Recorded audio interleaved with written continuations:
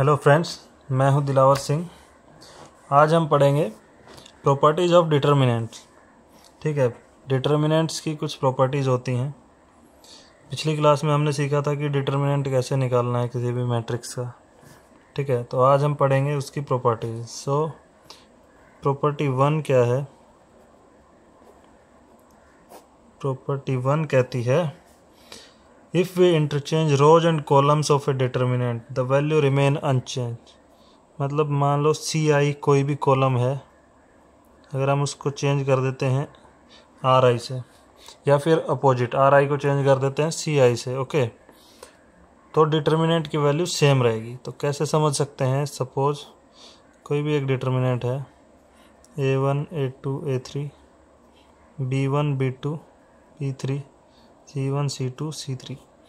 अगर हम इसके किसी भी रो और कॉलम को इंटरचेंज करेंगे तो वैल्यू सेम रहेगी। जैसे कि हमने ट्रांसपोज पढ़ा था ना, कोई भी एक मैट्रिक्स था A, तो उसका ट्रांसपोज था। ठीक है, रोज एंड कॉलम इंटरचेंज करने पे ट्रांसपोज आ जाता था। लेकिन यहाँ पे क्या है कि अगर इसकी रोज एंड कॉलम चेंज कर देंगे, मतलब ट्रांसपोज की तरह लिख देंगे, तो डिटरमिनेंट की वैल्यू सेम रहेगी। ओके, जस्ट इतना ही है। प्रॉपर्टी 2 ये क्या कहती है कि अगर कोई भी दो रोज या दो कॉलम्स हैं, अगर उनको हम इंटरचेंज करते हैं तो साइन डिटर्मिनेंट का चेंज हो जाएगा। ठीक है, इसी एग्जांपल से समझते हैं। ये R1 है, R2 है, R3 है, ओके, ये C1 है, C2 है, C3 है। ओके, अगर हम इनको इंटरचेंज करते हैं, सपोज जैसे हमने इंटरचेंज किया R1 interchange with R3, okay, तो क्या हो जाएगा? हम इसको कैसे लिख सकते हैं? इस तरीके से लिख सकते हैं। पहले R3 लिखा जाएगा, C1 C2 C3 B1 B2 B3 A1 A2 and A3।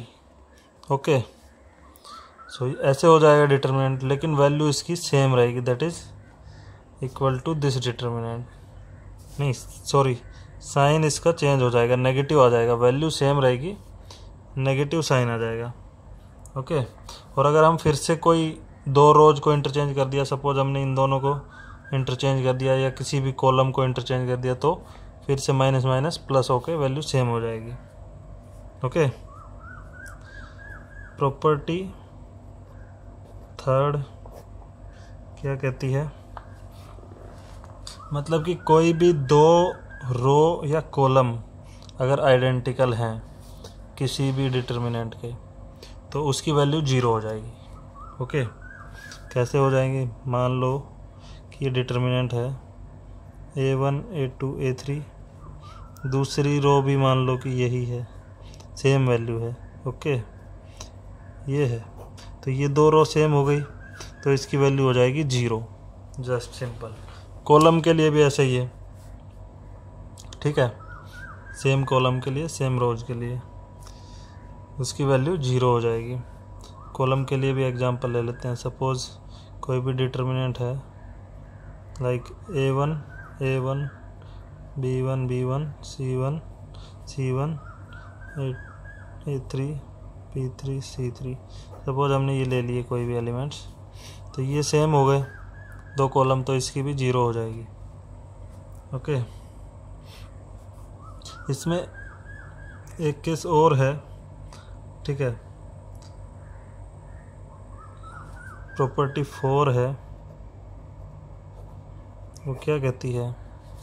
Property 4 कहती है कि अगर मान लीजिए कोई भी एक स्केलर क्वांटिटी है K, ठीक है, अगर हम किसी भी डिटर्मिनेंट को मल्टीप्लाई करते हैं, ठीक है, किसी भी इसकी कोई भी रो है, सपोज A1 A2 A3 है, B1 B2 B3 C1 C2 C3।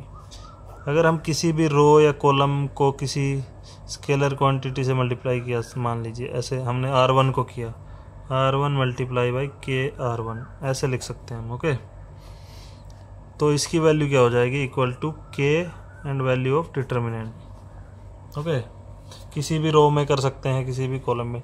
Matrix में क्या होता था कि सबसे मल्टीप्लाई हो जाता था, लेकिन यहाँ पे किसी एक रो में, किसी में भी कर सकते हैं हम, किसी भी रो में कर सकते हैं। मान लीजिए हमारे पास इसकी वैल्यू अगर के डिटर्मिनेंट है तो हम अंदर किसी में भी मल्टीप्लाई कर सकते हैं। ओके, तो इसी से क्या आता है कि अगर कोई भी डिटर्मिनेंट है उसके अंदर कोई भी दो रोज प्रोपोर्शनेट हैं। मान लीजिए कि सपोज यहाँ पे हमारा होता ये B1 की जगह A1 होता, ये A2 होता और ये A3 होता, तो ये प्रोपोर्शनेट हो गए, 1:k प्रोपोर्शन हो गया, तो भी इसकी वैल्यू 0 हो जाती। ओके, क्योंकि हम k को बाहर ले लेते और ये इसकी वैल्यू 0 हो जाती बिकॉज प्रॉपर्टी 3 से, तो k मल्टीप्लाई 0 बराबर 0 हो जाता। ओके, समझ में आ गया। चलिए अब प्रॉपर्टी 5 है। प्रॉपर्टी 5 क्या कहती है कि सपोज कोई भी एक डिटर्मिनेंट है, वो उसकी कोई भी रो या कॉलम है, वो दो एलिमेंट का एडिशन है। ओके, लाइक ये अलग अलग एलिमेंट्स हैं। ओके, बाकी सेम है, नॉर्मल है। ओके, ये कहती है इफ सम ऑफ और all the elements of rows और columns of a determinant are expressed as sum of 2 और मोर आइटम्स, दो भी हो सकते हैं, दो से ज़्यादा भी हो सकते हैं, then the determinant can be expressed as the sum of 2 और मोर डिटर्मिनेंट। तो हम इसको कैसे लिख सकते हैं? इसको हम लिख सकते हैं like this, A1 A2 A3 B1 B2 B3 C1 C2 C3 plus delta 1 delta 2 delta 3 B1 B2 B3 C1 C2 C3। Okay, so ये डेल्टा की वैल्यू हो गई इक्वल टू, अब इसकी भी कोई वैल्यू होगी, मान लीजिए डेल्टा 1 और इसकी हो गई डेल्टा 2, तो ये इनके सम के इक्वल हो गया। ओके, क्योंकि डेल्टा हमारा क्या है, डिटर्मिनेंट एक क्वांटिटी है कोई भी। ठीक है।